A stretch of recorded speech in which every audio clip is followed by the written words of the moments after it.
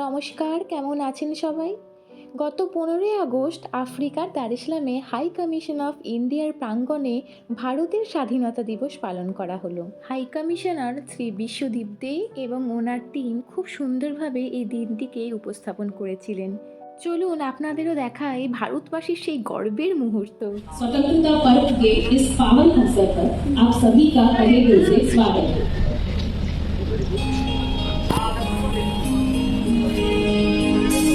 अब हमारे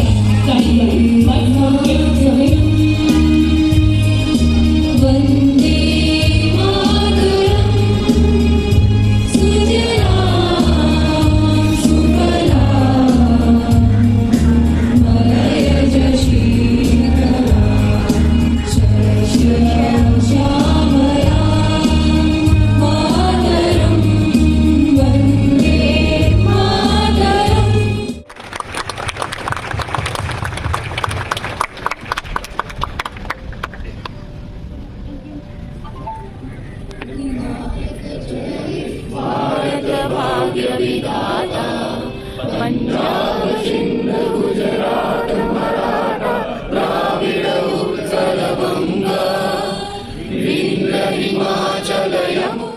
high commissioner Biswadip দে মহাশয় রেখেছিলেন ওনার কিছু বক্তব্য।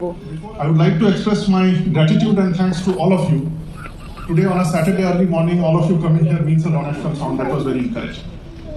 I also take this opportunity, which we don't get much, to thank my officers and colleagues from High Commission of India who tirelessly put their effort to serve you better, transparently and sincerely. I would also like to acknowledge the spouses, families of देश विदेश में रहने वाले सभी भारतीय यह पर्व उल्लास के साथ मनाते हैं।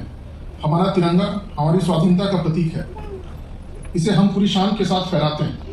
15 अगस्त 1947 के दिन भारत माता पराधीनता की बेड़ियों से मुक्त हुई। सभी देशवासी स्वतंत्र भारत की नियति के निर्माता बने।